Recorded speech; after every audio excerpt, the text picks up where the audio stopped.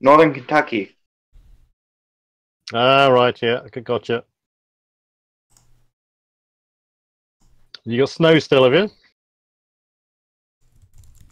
Do I what now? Do you have snow, or is it warmed up? Oh no, it snowed last night.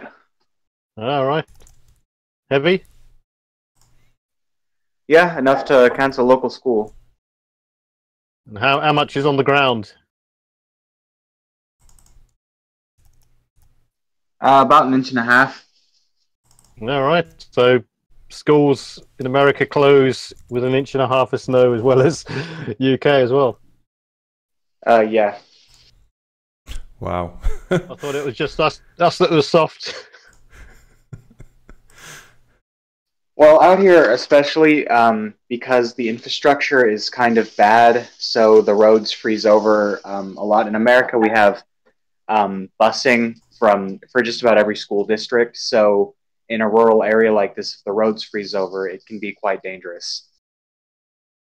They were talking about Right. infrastructure on the news just the other day here in Great Britain, like saying thousands of miles of roads are in disrepair, which I don't find completely. I'm not surprised at all. Like, but Yeah, the potholes everywhere. I got a damage one of my wheels a couple of years ago.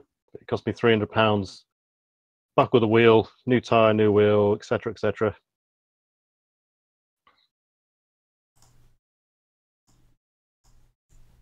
The problem is you pay all this road tax. I don't know what's or how it gets paid in America, but in Britain you pay a yearly fee depending on the size or the amount of emissions that come out the back of your car, and it can go up to it can range from nothing for a zero emissions car, an electric car, to £500 a month. Sorry, a year, and that's supposed to go towards the road maintenance and all this sort of stuff to maintain the roads, the potholes, and so on and so on. And it just looks to me like it's being spent elsewhere. well, interestingly enough, road tax was abolished in 1937. It's emissions tax that you're paying. Yeah, yeah, I thought as much. But Well, back on. the spending's at a local level though. It's down to each individual council. So you might get one council that's really good at it, and then you get another one that's just doesn't invest in it at all. Yeah, I go around the country quite a bit, and there's no one place better than another. Well, there is some places slightly better than, but on the whole road network is same as everything else. It's so fragile. I suppose America's got a bigger problem in the fact that, and this goes towards its grid as well, electrical grid, in the fact that because everything's so spread out, it takes a Yeah. lot more effort to maintain and replace things as well. I mean, in UK and say places like Japan, a smaller condensed country with more uh, people at hand to or response teams, if you like, to go out and repair things, it's not much of a problem. I should take some video for you guys next time I go over across the bridge into Michigan, like around the Detroit area. It is it's deplorable the state of some of like the surface streets and even some sections of the interstate and that it is just awful. Yeah, one place where America is severely lacking is infrastructure. They don't do a thing about it. Is that yeah? Is that because Michigan is an area prone to a lot of standing water and ice damage in the winter? Not really. It's because the Detroit area is just really impoverished. See, in the 50s and stuff, there was a lot of auto manufacturing and stuff. And of course, that all left when places like Japan started making cheaper cars. So, because of that, a lot of people have physically left Detroit. So, there aren't enough taxpayer dollars to maintain anything anymore.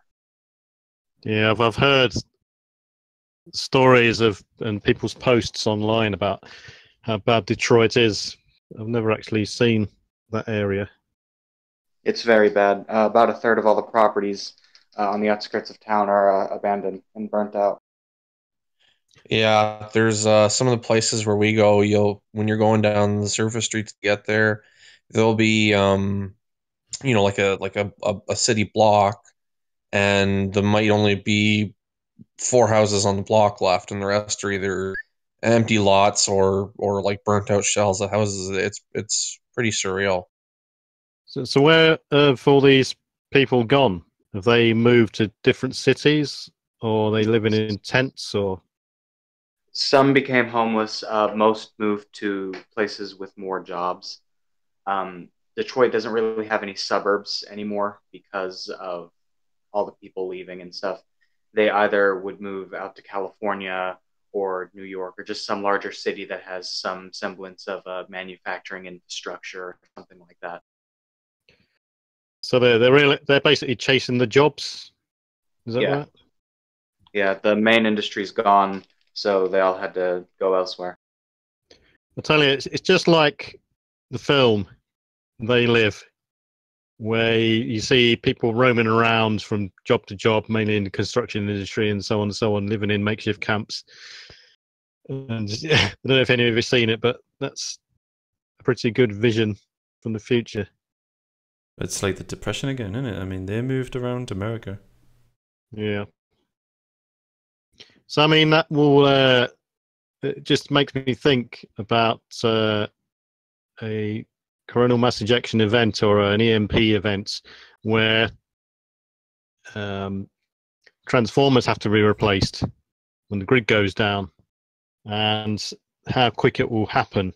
And I've heard stories that in America, particularly, that one, there isn't the amount of transformers to replace everything to maintain a grid, and two, it could take up to at least 2 years to get back on track. Is that right? Yeah, that's about right. With everything being so spread out here, a lot of the pylons are left completely unguarded and just out. They don't really get maintained as often as they should be, so a lot of them already have problems. So if something like that were to happen on a massive scale, it would take potentially up to 5 years to fully get into all of these unincorporated places, like out in Appalachia where I live, to fix everything. Yeah. I mean, I've heard the old saying, "We're 9 meals away from anarchy." Apparently, that's changed. It's called the meal clock now. I read an article in the newspaper the other day. It's saying we're now 4 meals away from anarchy. And I can believe that because everything's sensationalized. In UK, the infrastructure and the people are so fragile. One minor event and everything gets snarled up, and you're caught in bloody chaos. Yeah, that's true. The Beast from the East was proof of that. Classic example, yeah. I mean, I never thought I would see like shelves emptying.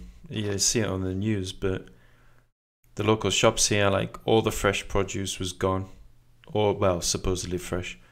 All the meat was gone. All the ready-made sarnies, wraps, they were all gone. You were literally left with things like there was like cereals. There was no bread, no milk. The only milk that was left was like soy milk and almond milk, which is great because I drink that. the milk that no one else wanted. Yeah, but the milk that lasts like a long time. I mean, like almond milk lasts for like a month. I've got all the kale and almond milk I could ever need. Yeah, like whenever people empty the shelves, they're always emptying the shelves of the wrong things, which is fine. You know, I'm not going to tell them to take the right stuff because I'll be the one that will be after it. But they always take the really perishables things like the bread and the milk, and for one thing, they probably get more than what they need, and they never drink it all, or they never eat it all. It just goes to show, that sort of situation. I mean, that cold snap we had, and we were reduced to that scenario, and that is with the efficient infrastructure and supply chain that we've got in UK. You spread it out over longer distances, China, Russia, America, Canada, so on and so on, and the problems just get worse.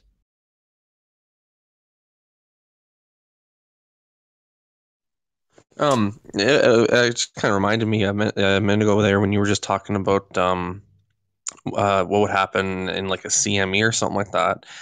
And I actually, it's kind of ironic. I have two PDFs I have saved that I've been reading through slowly as I have time, back and forth. One's from the critical national infrastructures. They did a report of the commission to assess the threat to the United States from an EMP attack. Yeah. And the other one I have is where is it here? Is it's a congressional research report, and it's about the physical security of the U.S. power grid, specifically for high voltage transformer substations, and they're both an actually pretty eye-opening read. Yeah, I think it's now the focus point, and one of the number one or number two threats to UK and Europe is a power failure through some sort of means, whether it be hacking or grid down.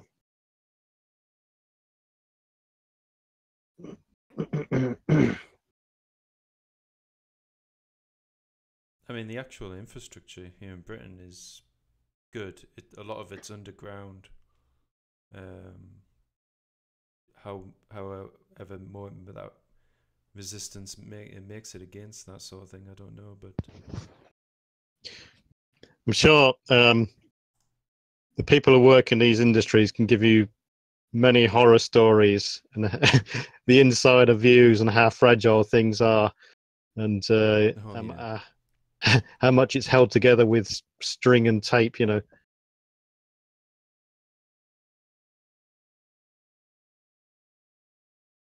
Yeah, string and tape, and a lot of people just hoping that nothing goes wrong.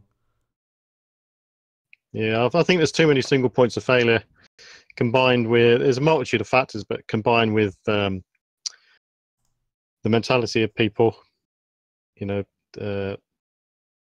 it seems nowadays the tendency is to use maximum violence for the most minor misdemeanors.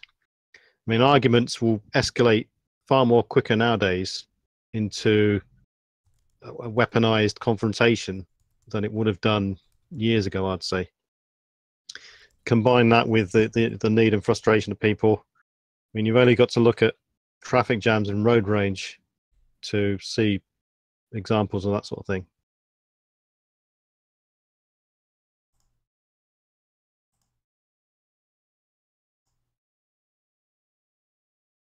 Yeah, man. I mean, it's. I'd say America's especially prone to this because we already have an established riot culture. The littlest thing sets people off. So, is that the? Do you think that makes people carry guns more for self-protection reasons? I'd say it definitely influences it, but I think that whole thing just goes back to the sort of cowboy mythology that we have here in America. I think people just find comfort in firearms, so they exercise their Second Amendment right. Yeah. Yeah, and so they should. Yeah, I mean, the gun debate's a big thing, but even from over here, we can see the creeping iron hand of restrictions coming over here.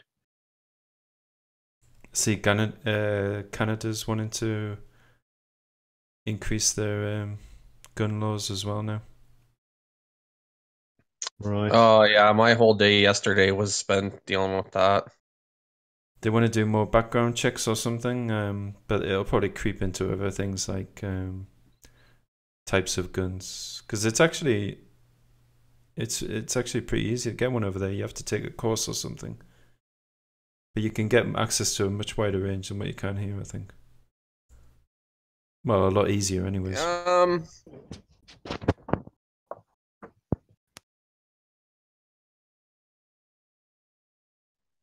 Yeah, there's ever since the bill came out yesterday, there's been lots of misinformation floating around, of course, like there is with anything when stuff like that drops. But there's a lot of I was actually reading the text of it, and there's a lot of things, or a few things anyway, at least in the text that on the surface they're like, oh yeah, that's not so bad. When you actually read the whole text of it, it's things that just kind of make you shake your head because they're either redundant or they're way needlessly overreaching, things like that.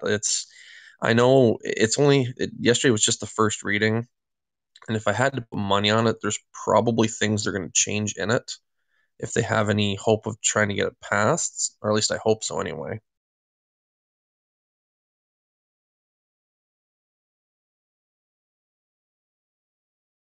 They'll pass it when nobody's around, or do it on a bank holiday or something like they normally do. You want to try coming over and living in Britain? They're trying to ban air rifles over here, and they're restricted at the moment to 12 foot-pound of power, which is quite low to begin with anyway. And any further restrictions, it would be next to zero. Well, they've already restricted them in Scotland. Yeah.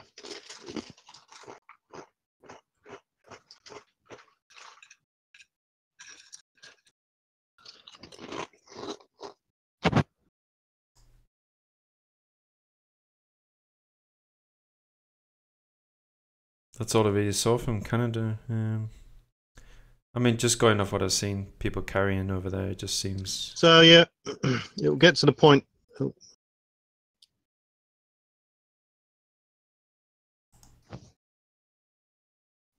I think it will get to the point where it will just, the more restrictions you have, the same as everything else, it just force people underground.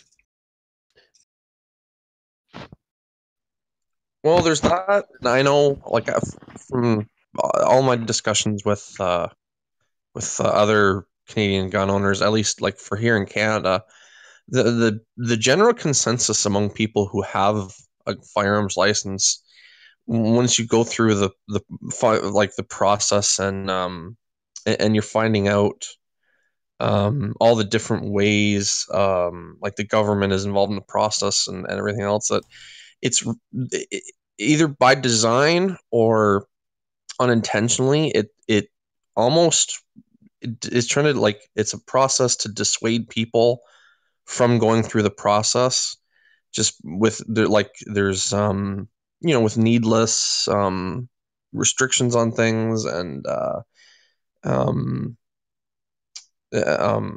just there's bottlenecks in the system, things to just to frustrate people into giving up, basically. And like I said, I don't know whether that's by design or it just happens but that seems to be kind of the general consensus among a lot of people. Yeah, so in other words, it's going to cut to the point where you need a valid reason to have a firearm. Is that what you mean? Well, you already do when you get a firearms license. And you, so you take here in Canada, you take a course, and then you fill out the application. You send it off to the RCMP, and the RCMP will do a background check on you. References. Most of the time, they only talk to one, but they can talk to both. And then you have like kind of a brief interview with them, and they'll say what's your reason for wanting to have a firearms license? And there's technically 3 valid reasons that they'll give you one, which is like for hunting, for sports shooting, or for collecting. And if you said like, oh, I want to get one for self-defense or something like that, then they won't give it to you.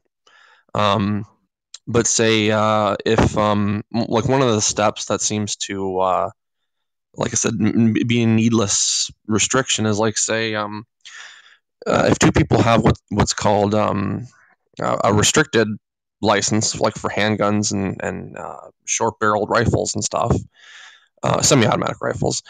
Those are registered, and so say if I had a handgun, I want to sell it to another person with a restricted license. Well, we have to go to what's called a chief firearms officer, and I have to start a transfer with the other person's license information, and then the firearms officer will give me a reference number. I'll give it to the other person, and the other person has to call them and confirm all the details, and then they have to approve the transfer, and then to go through all that. And here in Ontario, at least, some of the guys I've talked to recently said the process can take upwards of 3 or 4 weeks. Where, I mean, in a perfect world, it'd just be instantaneous, but it seems like they they drag their feet just to drag the process out.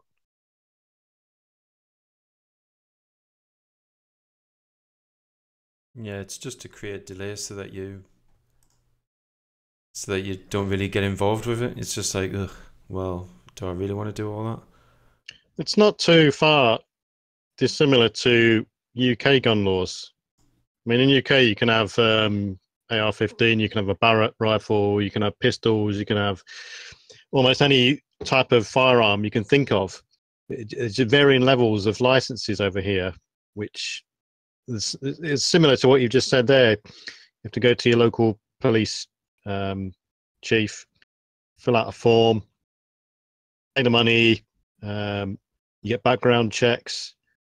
They come and inspect your house to make sure you've got a secured gun cabinet, and you're subject to background checks.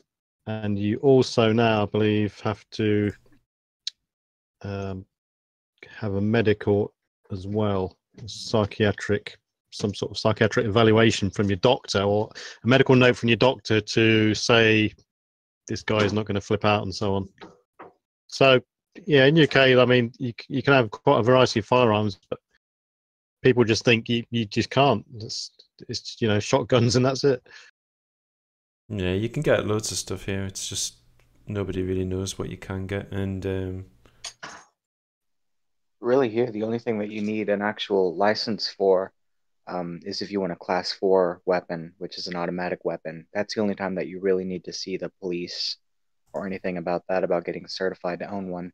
For the most part, with semi-automatic weapons, pistols, anything like that, as long as you're of legal age, then you can carry out private transactions with no problem at all. You don't have to see anyone.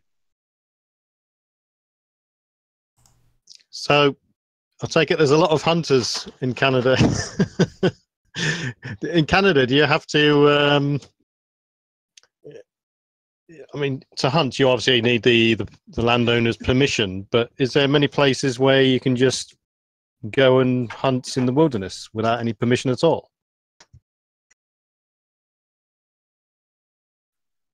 Well, we have in Canada we have areas what are called crown land, and it's basically in the U.S. it'd be the equivalent of like I can't remember what they call it now. It's like national wilderness or something like that. But basically, yeah, like it's just it's like public land, and as long as they don't have anything posted, restrictions like no firearms discharge or no hunting or anything like that, as long as they don't have that posted, you can just go and you can go hunting there, or target shooting, like plinking we call it, or whatever. Now in the area where I am, there really isn't any of that, which is kind of a downer. You have to. It's one of those things you kind of have to know somebody or be on good terms with the landowner. But farther north in the province and a lot of the other provinces, there's a lot more crown land there available. So, crown land, as in Queen of England's crown land. Is that what you mean?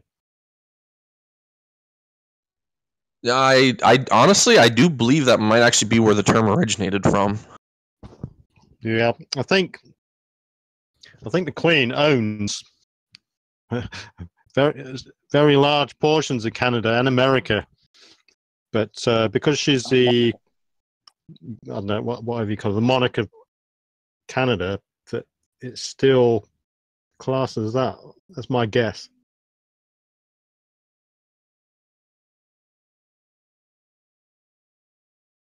I heard that judges in America as part of their oath is to the Queen of England to be a judge.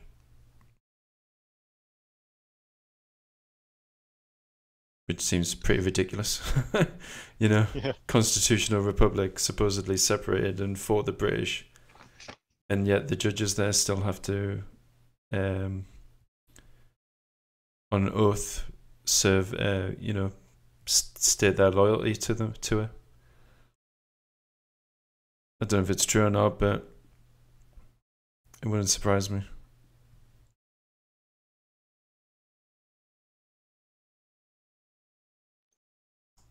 So you're on Michigan. Is that right on the big lake? Yeah, it's on Lake Michigan.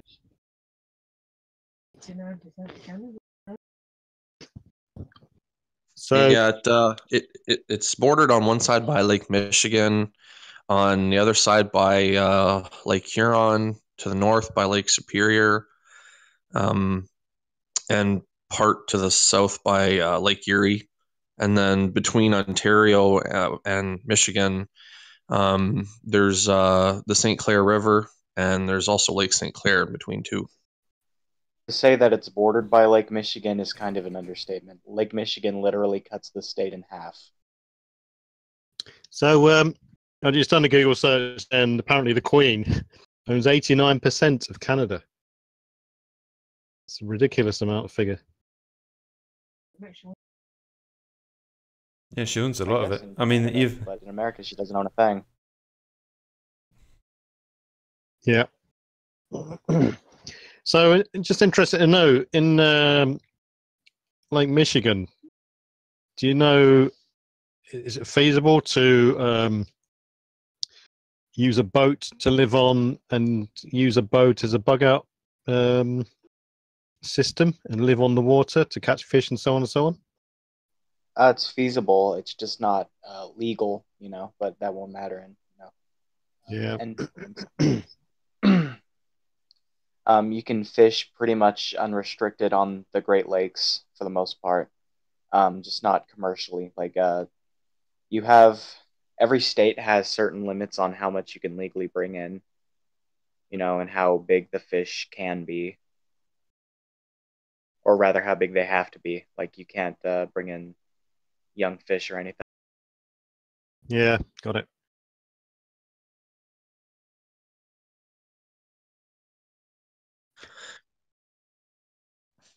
I know, at least in my experience, just from driving back and forth a bunch, is that I don't know, you'd face problems in the wintertime because even the river and stuff does tend to ice up at the height of the winter. So there'd be times of the year where you'd be landlocked, basically.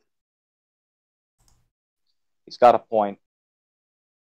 That happens as far south as I am with the Ohio River. It's nearly impossible to navigate even on a barge.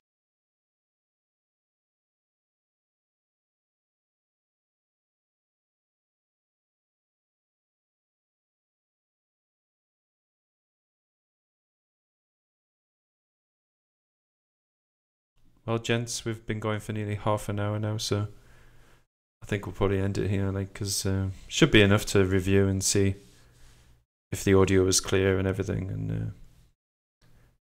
we've got one person watching, but that's probably one of us. It's not me. We could have bumped it up to 5 viewers then. Yeah, we all could have been watching it. Yeah. Well, on YouTube it shows you when I'm streaming it, it shows you it. Whereas on DLive, you have to press play and do it yourself. But on YouTube, it's just got a little preview window that it's just plays by itself. So, but yeah, guys, cheers for the test. We'll hopefully do it another time, probably. Yeah, no worries. Are we still live or is that off now?